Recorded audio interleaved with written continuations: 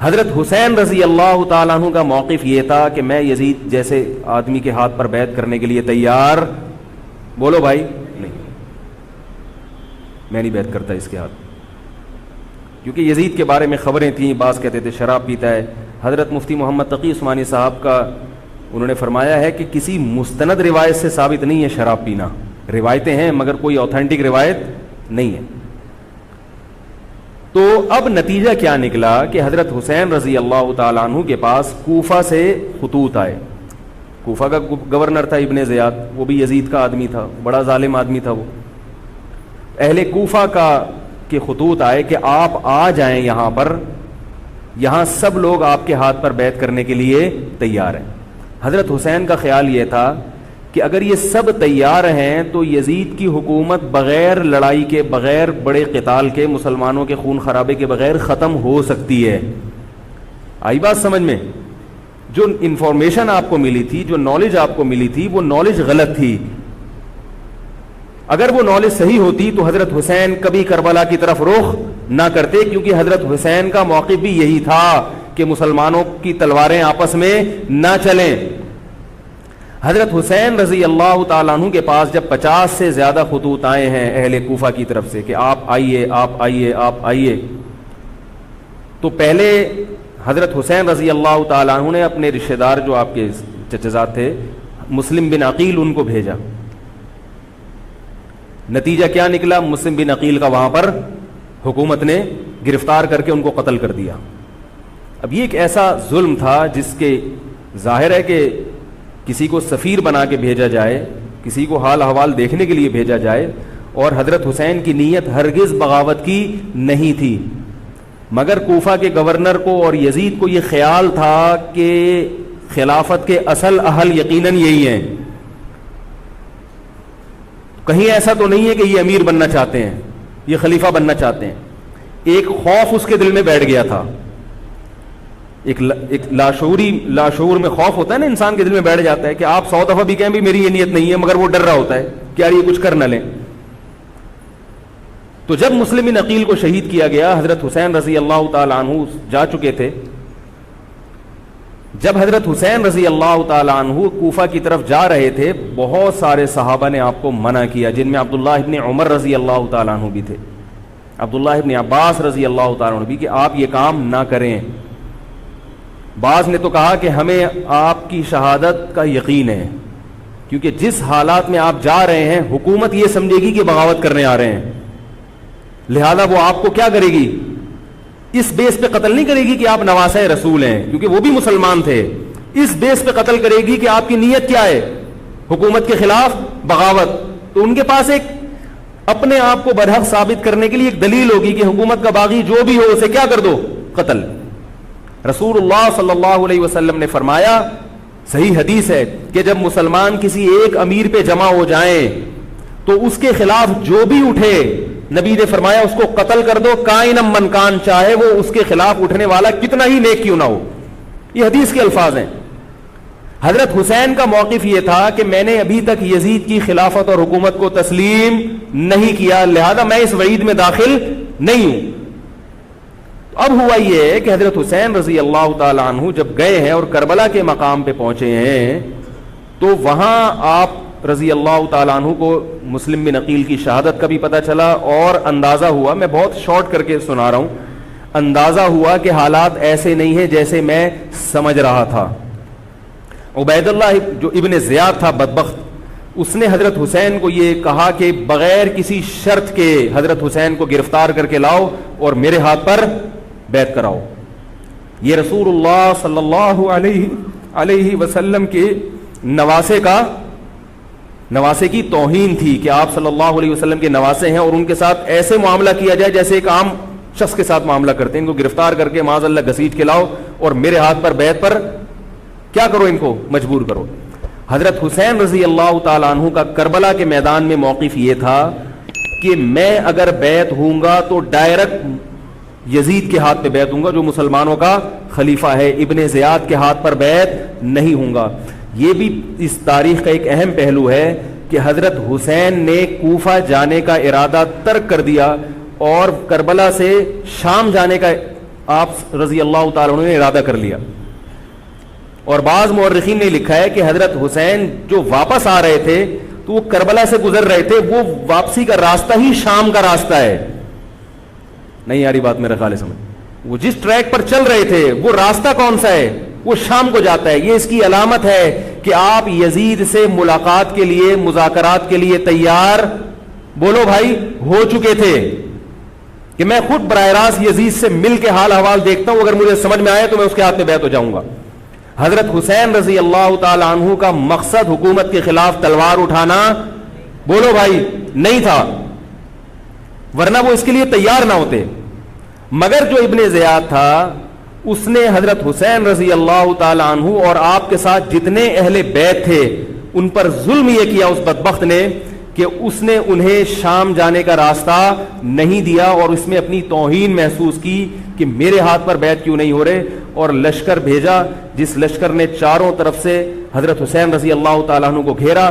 حضرت حسین نے کہا کہ میں عزت کی جو موت ہے اس کو ذلت کی زندگی پر ترجیح دیتا ہوں. کوئی بھی غیرت مند ہوتا تو اس وقت یہی کرتا کہ بھئی جب میں اپنے دعوے سے بھی دستبردار ہو گیا اور میں شام جانے کے لیے بھی تیار ہو گیا, اب میرا راستہ روکنے کی کیا حقیقت ہے. اللہ تعالی کوفہ کے گورنر کے ذریعے حضرت حسین کا قتل کروانا چاہتے تھے تاکہ اس کی بدبختی ساری دنیا کے سامنے ظاہر ہو جائے. اگر حضرت حسین پھر بھی تلوار چلاتے, پھر بھی لڑتے, تو حضرت حسین پر یہ الزام لگایا جا سکتا تھا کہ معاذ اللہ آپ باغیوں میں ہیں. تو اللہ تعالیٰ نے اپنے نبی کے نواسے کو اس الزام سے محفوظ رکھا اور آپ نے لڑائی کا ارادہ ترک کر دیا. حضرت حسین نے کربلا کے میدان میں جو لڑائی لڑی ہے وہ اقدامی لڑائی نہیں تھی, وہ دفاعی لڑائی تھی. دیکھو جب حکومت آپ کو گھیر لے چاروں طرف سے, آپ کہیں ٹھیک ہے بھائی میں لڑائی سے دستبردار ہوتا ہوں, مجھے میرے گھر جانے دو. حضرت حسین کا ایک مطالبہ یہ بھی تھا کہ یا تو مجھے واپس جانے دو مدینہ, میں جہاں سے آیا ہوں وہیں جا رہا ہوں واپس, مکہ جانے دو یا مدینہ جانے دو. ان کا ایک مطالبہ تھا کہ نہیں, ان کو گرفتار کر کے لاؤ اور زبردستی ہمارے ہاتھ پر بیعت کراؤ. یہ ظلم تھا. نتیجہ کیا نکلا ہے کہ کربلا کے میدان میں آپ کو گھیر کر آپ کو بھی شہید کر دیا گیا, اور جتنے اہل بیت تھے مرد سوائے امام زین العابدین کے جو حضرت حسین رضی اللہ حضرت حسن کے بیٹے تھے, ان کے علاوہ جتنے بھی اہل بیت تھے ان سب کو قتل کر دیا گیا. اور یہ اسلامی تاریخ پر ایک بدنما داغ ہے یہ واقعہ کہ ایک اسلامی حکومت تھی اور اس کے اسلامی حکمران تھے, اور ان حکمرانوں کے ہاتھوں محمد صلی اللہ علیہ وسلم کے نواسے کا سر جو ہے وہ گردن اڑائی گئی ہے. مجھ سے خدا کی قسم یہ الفاظ ادا نہیں ہو رہے, میں اپنے جذبات پہ بہت زیادہ کنٹرول کر رہا ہوں. وہ منظر کیا ہوگا کہ جب نبی صلی اللہ علیہ وسلم کے نواسے, آپ صلی اللہ علیہ وسلم کے نواسے کی گردن اڑائی گئی ہوگی. تو یہ بہت ایک اسلامی تاریخ میں ایک بدترین واقعہ ہے. لیکن بات یہ ہے کہ جب یہ واقعہ ہو گیا اور قتل کر دیا گیا, باقی جتنے بھی جو زندہ بچے تھے اہل بیت وہ یزید کے پاس لے جائے گئے. روایات میں آتا ہے کہ یزید نے ان کا اکرام کیا اور ان کو عزت کے ساتھ تحفے تحائف دے کر واپس کیا. یہ جو کربلا کے واقعات میں جو ظلم کی داستانیں اضافی بیان کی جاتی ہیں, اس کا مستند تاریخی روایات سے کوئی ثبوت, بولو بھائی, نہیں ملتا. اب لوگوں نے اپنی دکانیں چمکا لی ہیں, پانی نہیں تھا, کئی دنوں سے کھانا نہیں ملا. صحیح روایات سے ثابت ہے کہ حضرت حسین رضی اللہ تعالیٰ عنہ کربلا کے میدان میں وضو کر کے نماز پڑھتے تھے, تو پانی تھا تو. اور بعض نے یہ کہا کہ اہل بیت کی عورتوں کی عزتیں اچھالی گئی ہیں. آپ اس طرح کی باتیں کر کے اہل بیت سے محبت کا اظہار کر رہے ہو یا ان کی توہین کر رہے ہو؟ بولو بھائی. اگر کوئی عزت دار پاک دامن عورت ہو, بالفرض اس کی عزت پہ ڈاکہ ڈلتا ہے, بالفرض, تو آپ اس بات کو چھپاؤ گے نا, آپ جھوٹ بولو گے, بولو گے نہیں بھائی اس کی عزت پہ کوئی آنچ نہیں آئی ہے. کیونکہ جب عورت کی عزت کو آپ کوئی تار تار کر دے اور آپ ممبر پہ بیٹھ کے اس کو بتا دو, تو وہ عزت تار تار ہونے سے اتنی بے عزتی نہیں ہوگی جتنی اس بات کو بیان کرنے سے اس کی بے عزتی ہوگی. حقیقت یہ ہے کہ کسی مستند روایت سے ثابت نہیں ہے کہ اہل بیت کی عورتوں کی عزتوں کو اچھالا گیا. وہ نبی کے گھرانے کی عورتیں تھیں, ان کا ناخن بھی کوئی نامحرم مرد نہیں دیکھ پاتا تھا. دوپٹہ اتر گیا زینب کا اور زینب کی چادر چھن گئی. یہ سب غلط ہے, یہ سب من گھڑت باتیں ہیں. چونکہ وہ بہرحال مسلمان تھے جو حضرت حسین کے خلاف لڑ رہے تھے, ظالم تھے, اس میں کوئی شک نہیں ہے. اس سے بڑا ظلم اس کائنات میں ہوا نہیں ہوگا کہ ایک شخص جو اپنے آپ کو مسلمان کہتا ہے اور وہ نبی کے نواسے کو قتل کر دے اور اہل بیت کو قتل کر دے. اسلامی سیاست میں اتنی گندی تاریخ ہمیں کبھی بھی نہیں ملتی. حضرت عثمان کا بھی قتل ہوا, وہ بھی بہت بڑا ظلم تھا, مگر یہ ظلم اس ظلم کی نوعیت سے بڑھ کر تھا, کیونکہ حضرت عثمان کا قتل حکومت کے ہاتھوں نہیں ہوا ہے, باغیوں کے ہاتھوں ہوا ہے. یہاں حضرت حسین کا قتل کس کے ہاتھوں ہوا ہے؟ حکومت کے ہاتھوں ہوا ہے, جس پر لوگ بیعت کر چکے تھے. تو یہ اسلامی تاریخ میں ایک بہت بڑا بدنما داغ ہے, مگر اس کو بیان جس انداز سے کیا جاتا ہے اور جتنے قصے کہانیاں من گھڑت سنائے جاتے ہیں ان کا حقیقت سے تعلق نہیں ہے. ہماری نظر میں چاہے پانی بند کیا ہو یا نہیں کیا ہو, کھانا ملا ہو یا نہیں ملا ہو, ہماری نظر میں حضرت حسین رضی اللہ تعالی عنہ کا سر قلم کر دینا ہی کائنات کا بدترین ظلم ہے. یہی ایسا ظلم ہے کہ جس پر جتنا غم کیا جائے کم ہے. غم منایا نہیں, غم کیا جائے. منانا الگ چیز ہے, غمزدہ ہونا الگ چیز ہے. لیکن جو آگے اس میں تڑکا لگایا جاتا ہے اس کا حقائق سے تعلق بولو بھائی نہیں ہے. یہ دکانیں ہیں جو چمکائی, اس میں سب برابر ہیں, شیعہ بھی سنی بھی. بہت سارے سنی علماء بھی کربلا کے واقعے کو بہت ہی بھیانک انداز سے بیان کرتے ہیں, اور مقصد کیا ہوتا ہے؟ پبلک کو رلانا. ایک رونا وہ ہوتا ہے جو خود سے آئے, اور ایک رونا ہوتا ہے باقاعدہ آپ کو آرڈر پہ رونے کے لیے اور رلانے کے لیے بلایا جائے. وہ رمضان میں نے بتایا تھا نا کہ میں نے ختم قرآن پہ دعا کی تو مجھے رونا آ گیا, بہت زیادہ رونا آیا. اگلے دن ایک صاحب کہنے لگے مولوی صاحب آج بھی ایسی ایک دعا ہو جائے. میں نے کہا میں آرڈر پہ نہیں روتا, میں آرڈر پہ نہیں روتا. اب تو آ بھی رہا ہوگا تو نہیں آئے گا. نہ انسان کسی کے مشورے سے ہنس سکتا ہے اور نہ انسان کسی کے مشورے سے رو. اگر آپ کسی کے مشورے پہ رو رہے ہیں اس کا مطلب ڈرامے بازی. آپ کو فلم کا ایکٹر ہونا چاہیے, آپ کو ڈرامے جوائن کرنے چاہیے, وہاں آپ اچھے چل سکتے ہیں. جیسے کہ ہمارے ایک مشہور اسکالر ہیں, ان کے بارے میں لوگ یہ کہتے ہیں ان کو فلموں میں ہونا چاہیے تھا, پتہ نہیں یہ جیو پہ کیوں آ رہے ہیں. وہ آرڈر پہ روتے بھی ہیں, آرڈر پہ. اب چونکہ یوٹیوب کا دور ہے, میں پہلے جو کربلا کے واقعات جو لوگ بیان کرتے ہیں ان کی تقریریں نہیں سنتا تھا. اب کیا ہوتا ہے, بعض دفعہ بیٹھے ہوئے ہیں کہیں سفر پہ جا رہے ہیں تو یوٹیوب کی ویڈیو ہم نے کہا چلو یار ہم بھی سن لیں.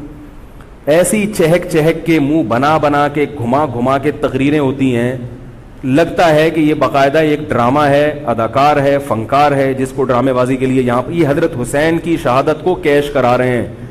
یہ حضرت حسین سے محبت کرنے والے نہیں ہیں, یہ ان کی شہادت کو دیکھو. اس کی مثال ایسے جیسے کوئی محلے میں مر گیا, کسی سیٹھ کا بیٹا مرا, اب آپ کو سیٹھ سے قرضہ چاہیے تو سب سے زیادہ آپ روگے نا, تاکہ سیٹھ صاحب سمجھیں کہ محبت سب سے زیادہ کس کو ہے؟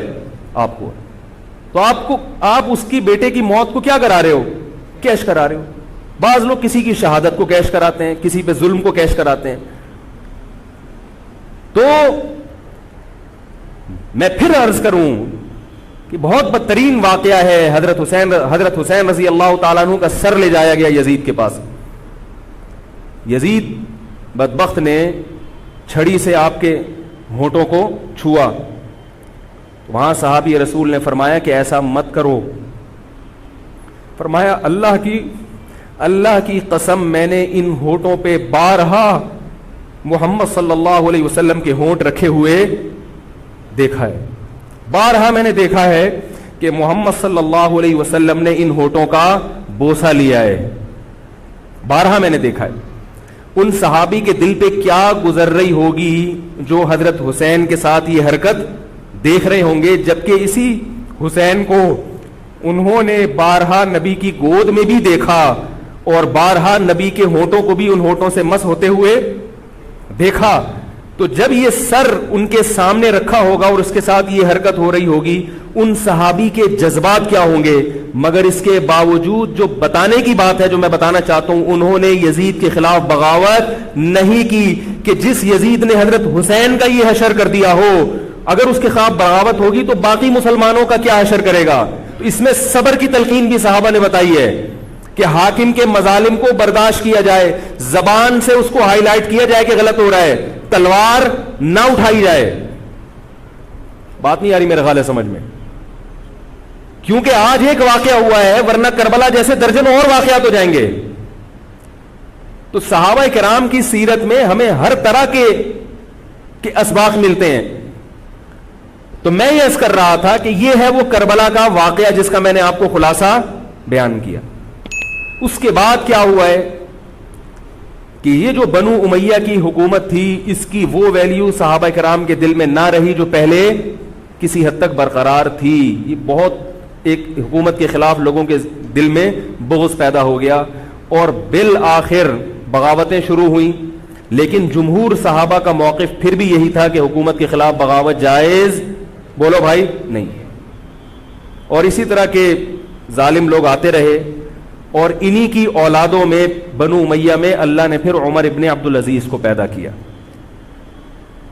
عمر ابن عبدالعزیز بھی انہی ظالم لوگوں کی اولاد تھے, مگر اسلام چونکہ قیامت تک رہنے کے لیے آیا ہے تو اللہ کو اپنا دین محبوب ہے, اللہ غیب سے انتظام کرتے ہیں. عمر ابن عبدالعزیز جیسے ہی حکومت میں آئے ہیں, خلیفہ بنے ہیں, آپ رضی اللہ تعالی عنہ نے وہ بنو امیہ کی جو جاہلانہ چیزیں تھیں ان سب کو ختم کر دیا. حکومتی ملکیت کو جو ذاتی خزانہ لوگ سمجھنا شروع کر دیا تھا اس کو ختم کیا. عمر بن عبدالعزیز کی ایک تاریخ ہے, ان کو 5واں خلیفہ راشد کہا جاتا ہے. علم حدیث کو مرتب کیا گیا, فقہ کو مرتب کیا گیا, حدیث کا علم ضائع ہو رہا تھا. آپ نے حکم دیا کہ اکتب ما کان من حدیث رسول اللہ صلی اللہ علیہ وسلم فإنی اخاف ضیاع العلم والعلماء. فرمایا مجھے علم اور علماء کے ضائع ہونے کا خطرہ ہے, محمد صلی اللہ علیہ وسلم کی حدیثوں کو ریٹن فارم میں لایا جائے. تو باقاعدہ پھر حدیث کو باقاعدہ جمع کیا گیا کتابوں کی شکل میں, اور آج ہمارے پاس وہ حدیث محفوظ ہیں. فقہاء کرام کا دور آیا تو اللہ تعالیٰ نے حضرت عمر بن عبدالعزیز کے دور میں امت کو الحمدللہ دوبارہ جمع کر دیا. عمر بن عبدالعزیز کے بعد پھر بغاوتیں ہوئیں, بالآخر بنو امیہ کی حکومت کا خاتمہ ہوا, بنو عباس کی حکومت آئی. مگر بنو عباس کی حکومت آنے سے بنو امیہ کی حکومت مکمل ختم نہیں ہوئی. وہی ہوا کہ آپ نے اچھی نیت سے بغاوت کی مگر اس کا نقصان زیادہ. وہ کیا ہوا, بنو امیہ بھاگ گئے, اندلس میں حکومت قائم کر لی, اور ادھر بنو عباس کی. تو یہ تاریخ میں پہلا واقعہ تھا کہ اسلامی خلافت 2 حصوں میں ڈیوائیڈ ہو گئی. اس کے بعد آج تک ایک جگہ مسلمان جمع نہیں ہو سکے. کیوں؟ مسلمانوں نے اس حدیث کی مخالفت کی کہ امیر کے خلاف بغاوت, بولو بھائی, نہیں کرو. اب میں آپ سے ایک بات کہتا ہوں کہ بالآخر ڈیوائیڈ ہوتے ہوتے ہوتے ہوتے آج پتہ نہیں کتنے سارے اسلامی ملک بن گئے. پاکستان میں الگ ہے, سعودی عرب کی پالیسیاں الگ ہیں, دبئی الگ چل رہا ہے, قطر اور سعودیہ کا پھڈا ختم نہیں ہو رہا. 1920 تک تو پھر بھی خلافت عثمانیہ تھی, اگرچہ پوری دنیا پہ نہیں تھی. ہندوستان میں الگ حکومت تھی, خلافت عثمانیہ الگ تھی, اندلس میں الگ حکومت تھی, مگر پھر بھی مسلمانوں کی 3-4 بڑی بڑی حکومتیں تھیں جو ایک اور کسی حد تک ان میں اتحاد تھا. 1920 میں وہ بھی ختم, اور اتنے سارے ممالک وجود میں آ گئے, سب کی الگ الگ پالیسیاں ہیں. اب جو آدمی خلافت کے نام پہ جہاد کی بات کرتا ہے وہ لوگوں کو ایک امیر پہ جمع نہیں کرے گا. جتنے ملک بن چکے ہیں نا, ان کو مزید توڑ کے, اگر یہ 20 ہیں تو 40 بنا دے گا ان کو. بہت مشکل ہے سمجھانا بھائی.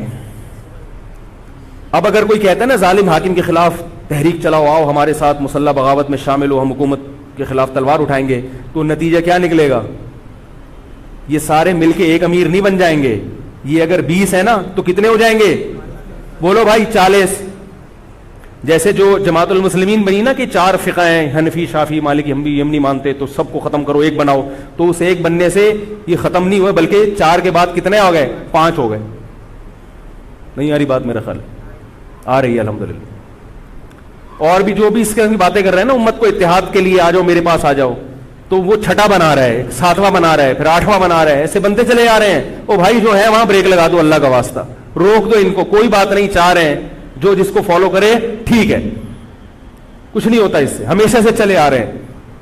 تو اب اگر ایک خلیفہ نہیں ہے, ہونا تو چاہیے ایک ہی خلیفہ, نہیں ہے تو جو ہے اسی پہ گزارا کرو, ورنہ اس سے بھی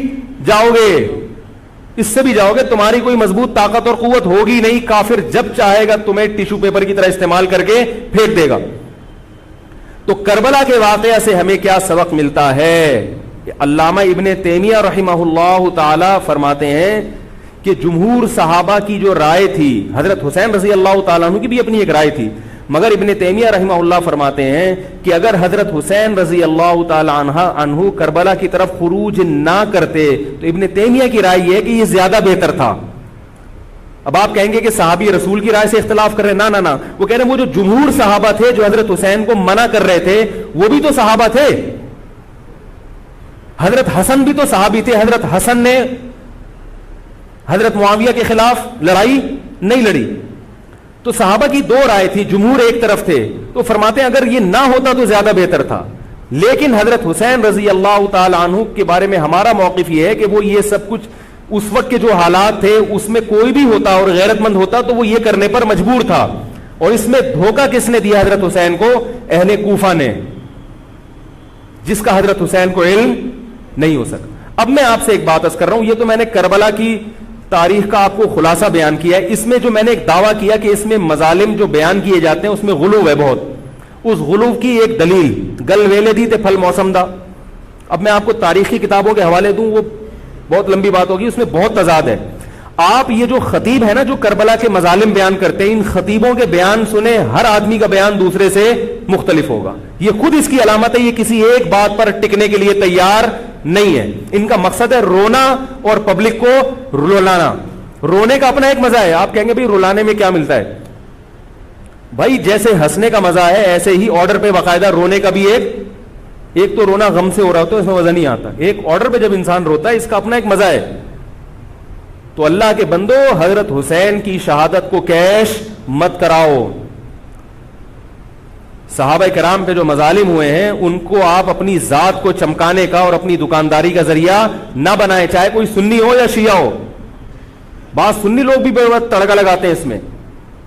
تو ایسا نہیں ہے. اس بارے میں نے جو اسٹڈی کی ہے، مطالعہ کیا ہے، سب سے زیادہ مضبوط تحریر، سب سے زیادہ مضبوط موقف حضرت مفتی محمد تقی عثمانی صاحب دامت برکاتہم کا ہے. حضرت مفتی محمد تقی عثمانی صاحب دامت برکاتہم کی شخصیت ایسی ہے، دیکھو جو مولوی ہوتا ہے نا وہ مولویوں کو سمجھتا ہے، پبلک نہیں سمجھتی. ڈاکٹر کو پتا ہے نا کہ کون سا ڈاکٹر اچھا ہے کون سا گڑبڑ ہے. عام آدمی تو اس کو اچھا سمجھیں گے جو لوگوں کو الو بنا رہا ہے. پبلک کو نہیں پتا ہوتا کہ کس میں کتنا دم ہے. او بھائی سونار کو پتا ہوگا نا کہ یہ اصلی سونا ہے یا ہمارے جاننے والے ہیں کباڑ، وہ دھات پہ ہاتھ رکھ کے بتاتے ہیں پیتل ہے، سونا ہے، تانبا ہے، لوہا ہے، ہاتھ رکھ کے بتا دے گا. حالانکہ اس نے کسی یونیورسٹی سے کوئی کورس نہیں کیا، نہ کوئی سائنسدان ہے. وہ کام کیا ہے کباڑ کا، ساری زندگی یہی کام کیا ہے. تو جو مولوی لوگ ہوتے ہیں ان کی ساری زندگی اسی میں گزری ہوتی ہے، پڑھنے پڑھانے میں، بشرطے کہ ہوں بھی مولوی. روحانی علاج والے مولوی نہیں ہوتے، نام کے مولوی ہوتے ہیں. ان کو پڑھنے کے علاوہ دنیا کا سارے کام آتے ہیں. کتابوں سے ان کو نفرت ہوتی ہے، بس جھاڑ پھونک جن چڑیل وہ اسی سے دکانداری چمچاتے ہیں. ہر داڑھی والا ہر پگڑی والا مولوی نہیں ہوتا. تو جو مولوی ہوتا ہے اس کو پتا ہوتا ہے کہ کون سا مولوی کتنے پانی میں ہے. تو میں تو نہیں دعویٰ کرتا کہ میں عالم ہوں، لیکن آپ لوگ تو مجھے مولوی سمجھ کے آئے ہیں نا، عالم سمجھ کے آئے ہیں. تو آپ کے نظریے کے مطابق میں کہتا ہوں کہ اگر آپ مجھے عالم سمجھتے ہیں تو میں آپ کو بتاؤں کہ پاکستان میں حضرت مفتی محمد تقی عثمانی صاحب جیسا مضبوط علم والا، اور علم بھی بہت سے لوگوں کے پاس ہوتا ہے مگر اعتدال نہیں ہوتا طبیعت میں، وہ باہر کے ماحول سے متاثر ہو جاتے ہیں. حضرت مفتی محمد تقی عثمانی صاحب دامت برکاتہم العالیہ وہ علم میں مضبوط بھی ہیں، اور ان کی جو زبان سے نکلے ہوئے الفاظ یا ان کے قلم سے لکھی ہوئی تحریر بہت ہی نپی تلی ہوتی ہے. ایک حرف بھی اس میں غیر ضروری نہیں ہوتا، اور ایک حرف بھی ایسا نہیں ہوتا جو ضروری ہو اور نہ آیا ہو اس میں. بہت کسی فرقے کی مخالفت بھی کرتے ہیں، بڑی تمیز سے کرتے ہیں. وہ ہم لوگوں کی کیا عادت ہوتی ہے، جب کسی کے خلاف چلو تو کوشش کرو دائرہ اسلام سے کسی طرح باہر نکل جائے. کوشش یہی ہوتی ہے، وہ نکل نہیں رہا ہوتا تو مجبوراً پھر اس کو مسلمان ماننا پڑتا ہے. کیا خیال ہے؟ کوشش یہ ہوتی ہے کہ اسلام کا جو دائرہ ہے وہ اس میں میں رہوں اور 2-4 میرے مرید رہیں. لیکن چونکہ پبلک اس کو مانتی نہیں تو مجبوراً ان کو بھی دائرہ اسلام میں داخل کرنا پڑا. تو حضرت مفتی محمد تقی عثمانی صاحب کی جو تحریریں ہیں وہ بڑی جاندار ہوتی ہیں. ان کو پڑھا کرو اللہ کے بندو. عالم کا یوٹیوب سے نہیں پتہ چلتا کون مفتی ہے کون کیا ہے. حضرت مفتی تقی عثمانی صاحب کی پاکستان میں اتنی عزت نہیں ہے جتنا غیروں نے ان کو عزت دی ہے. سعودی عرب میں جاؤ, امام حرم ان سے مسائل پوچھتے ہیں. ایک صاحب نے مجھے بتایا کہ میں نے امام حرم کو 25 منٹ تک ان سے فون پہ بات کرتے ہوئے دیکھا اور ان سے مسائل پوچھتے ہوئے. عرب علماء ان کی قدر کر رہے ہیں, ملیشیا میں ان کی قدر ہے, پاکستان میں لوگوں کو ان کا پتہ ہی نہیں. میں یہ نہیں کہہ رہا کہ وہ ان سے کوئی خطا ہو ہی نہیں سکتی. تکافل کے معاملے میں حضرت مفتی محمد تقی عثمانی صاحب کی جو رائے ہے, تو میں تو بہت ہی چھوٹا آدمی ہوں, میں یہ نہیں کہہ سکتا, لیکن جن علماء کی رائے ان کے خلاف ہے میرا موقف بھی وہی ہے. میں تکافل کے معاملے میں حضرت مفتی تقی عثمانی صاحب کی رائے کو ہم لوگ صحیح نہیں سمجھتے, لیکن بہرحال اجتہادی اختلاف ہے, یہ نہیں کہ وہ غلط ہیں. ہماری رائے ہے کہ اس معاملے میں حضرت سے اجتہادی غلطی ہوئی ہے, میری نہیں, میں تو بہت چھوٹا آدمی ہوں ان کے مقابلے میں, لیکن ہمارے بڑوں کی رائے ہے. اور اس کی جو میں نے ٹوٹی پھوٹا جو اس میں تحقیق کی ہے, مجھے بھی تکافل کے ناجائز ہونے پر اطمینان ہے. بہت اس میں بحث کی ہے, دارالعلوم کے علماء سے بھی ملا ہوں. حضرت مفتی محمد تقی عثمانی صاحب دامت برکاتہم کے ساتھ جو مجلس ہوئی جامعۃ الرشید کے علماء کی 3 گھنٹے, اس مجلس میں بھی میں موجود تھا, تو میں نے دونوں طرف کے دلائل بہت اچھی طرح سے سنے ہیں, تو مجھے اس کے ناجائز ہونے پر اطمینان ہے. لیکن مسئلہ اختلافی ہے, تو جب بڑے حضرات میں جو بڑے علماء ہیں ان میں جب اختلاف ہوتا ہے, تو پھر عوام کو چاہیے کہ جس کی رائے پہ ذل زیادہ مائل ہو رہا ہے اس کی رائے کو فالو کر لے, کسی دوسرے پر اعتراض نہ کرے. بات آ رہی ہے سمجھ میں؟ انشورنس کا متبادل ہے نا تکافل, پاقطر تکافل, یا یہ سب میری رائے میں یہ سب ناجائز ہے. اس پر میں کبھی بیان کروں گا کیوں ناجائز ہے. تو بیان تو نہیں کرنا چاہیے, ان اختلافی مسائل کو ممبر پہ نہیں لانا چاہیے, لیکن یہ کہ اب ہر عالم تک اپنی بات پہنچانا بڑا مشکل ہے. تو میں چاہتا ہوں ایک بیان ایسا ہو تاکہ علماء تک بات پہنچ جائے, پھر علماء جب دونوں طرف کے دلائل رکھ کے فیصلہ کر لیں گے جس عالم کی جو رائے بنے, تاکہ دوسرا پہلو سامنے آ جائے. ابھی تو صرف جواز کا پہلو لوگوں کے سامنے آ رہا ہے, عدم جواز والا نہیں آ رہا, تاکہ دونوں پہلو آئیں, پھر علماء کی جو رائے بنے گی, جو جس کی رائے کو فالو کرتا ہے, ٹھیک ہے بھائی. تو میں یہ عرض کر رہا تھا, حضرت مفتی محمد تقی عثمانی صاحب بہت بڑے عالم ہیں, ان کی قدر کر لیں. ان کی تحریریں بڑی معتدل ہوتی ہیں اور ان کی رائے بہت ہی معتدل ہوتی ہے اور بہت مدلل ہوتی ہے. تو کربلا کے بارے میں, یزید کے بارے میں جو حضرت مفتی محمد تقی عثمانی صاحب کی رائے ہے, وہ وہی ہے جو میں نے آپ کے سامنے بیان کی ہے. بات آ رہی ہے؟ نہیں آ رہی میرا خیال ہے. تو میں یہ نہیں کہہ رہا کہ میں نے ان کی تقلیداً, ان کی تقلید میں یہ سب بیان کیا ہے, بلکہ جو مطالعہ کیا تو اس کے بعد ان کی رائے بہت زیادہ جاندار لگی ہے. اور یہ جو میں عرض کر رہا ہوں نا کہ یہ جو کربلا کے واقعات بیان کیے جاتے ہیں, ہر خطیب کا بیان دوسرے خطیب سے مختلف ہے. یہ خود اس کی علامت ہے کہ دال میں کچھ کالا کالا ہے, یہ ایک جگہ ٹکتے کیوں نہیں ہیں, ٹکتے کیوں نہیں ہیں. تو اب میں ایک بات عرض کروں, اسی طرح یزید کے بارے میں لوگ سوال پوچھتے ہیں یزید کیا, تو یزید کے بارے میں بھی دونوں طرف ہماری رائے کے حساب سے غلو ہے. یزید کے دور میں حضرت حسین کا قتل یقیناً ہوا ہے, مگر کسی ایک مستند روایت سے یہ ثابت نہیں کہ یزید نے حکم دیا تھا حضرت حسین کو قتل کرنے کا. یہ کہیں بھی روایت میں ثابت نہیں آ رہی میرا خیال ہے. کوفہ کے گورنر کے حکم سے قتل ضرور ہوا ہے, لیکن کیا یزید نے اس کا آرڈر دیا تھا, اس کا کسی مستند روایت میں ثبوت بولو بھائی نہیں ملتا. لیکن اس بنیاد پہ یزید کو رحمت اللہ علیہ کہنا یہ بھی غلط ہے.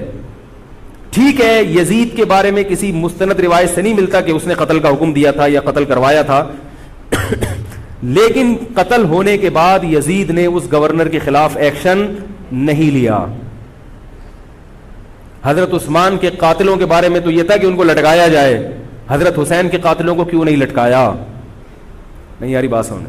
تو یہ جرم بھی ہے کہ حکومت, ممکن ہے یزید کہہ سکتا ہو کہ میرے بس میں نہیں ہے, کہہ سکتا ہو کہ میرے بس میں نہیں ہے, تو بھائی آپ کے بس میں اگر نہیں ہے تو حضرت علی کے بس میں بھی نہیں تھا حضرت عثمان کے قاتلوں سے قصاص لینا. تو اس لیے یزید کو بالکل معصوم قرار دینا یہ بھی غلط ہے, وہ مجرم تھا, لیکن اس کو اتنا لعنتی قرار دے دینا کہ گویا حضرت حسین کو اس نے قتل کرایا تھا, اس کا بھی کسی تاریخی مستند روایت سے ثبوت نہیں ملتا. لہذا صحیح بات یہ ہے کہ نہ لعنت اللہ علیہ کا ہو نہ رحمت اللہ علیہ کا ہو, خام خواہ میں فضول چیزوں میں پڑھنے کی بولو بھائی ضرورت کیا ہے. قیامت کے دن آپ سے یزید کے بارے میں سوال, میرے سے کسی نے پوچھا کہ یزید کے بارے میں آپ کیا کہتے ہیں, میں نے کہا آپ کو جاپان کے جو بھی صدر ہے اس کے بارے میں پتہ ہے, چائنا کے بارے میں پتہ ہے. وہ کہہ رہے وہ تو کافر ہیں. میں نے کہا چلو مسلمانوں کے, علامہ اقبال کے بارے میں پوری رپورٹ ہے آپ کے پاس. تاریخ میں لاکھوں شخصیات ایسی ہیں جن کے بارے میں آپ کو نہیں پتا. تو یزید کے بارے میں بھی اگر نہیں پتا ہو تو میرا خیال ہے کوئی پریشان ہونے کی ضرورت نہیں ہے. تو یہ کربلا ایک واقعہ تھا, ایک اسلامی تاریخ میں ایک بدترین واقعہ رونما ہوا اور یہ واقعہ ختم ہو گیا. ہمیں جو قرآن اور سنت نے جس بات کا حکم دیا ہے ہمیں وہ کرنا ہے. بات آ رہی ہے سمجھ میں؟ ہمیں کیا کہا ہے؟ نماز قائم کرنی ہے, اسلام کے 5 ارکان ہیں. کربلا کا واقعہ دنیا میں وجود میں آتا تو بھی 5 نمازیں پڑھنی تھیں, وجود میں نہیں آتا تو بھی 5 نمازیں پڑھنی. باقی حضرت حسین کی شہادت اس لیے بھی ہوئی ہے کہ اللہ کے نبی نے ان کو شہید قرار دے دیا تھا. اللہ تعالیٰ نے آپ کو اس منصب تک پہنچانا تھا جس منصب کی گواہی محمد صلی اللہ علیہ وسلم دے چکے. بعض دفعہ کوئی مقصد نہیں ہوتا, ایک مقصد ہوتا ہے کسی کو اونچے درجے تک پہنچانا. غزوہ احد میں 70 صحابہ شہید ہوئے, اللہ نے اس کی حکمت یہ بھی بیان کی وَيَتَّخِذَ مِنْكُمْ شُهَدَاءَ, اللہ تم میں سے بہت سو کو شہادت کے درجے پر فائز کرنا چاہتا. تو حکومت تھی, حضرت حسین رضی اللہ تعالیٰ عنہ کو اللہ تعالیٰ نے شہادت کے مرتبے پر پہنچایا اور ظالم حکمرانوں کے مرتبے کو گھٹانا تھا. تو یہ کام ہو چکا. اب ہمیں کیا کرنا ہے؟ ہمیں جو قرآن اور سنت ہے اس کو فالو کرنا ہے.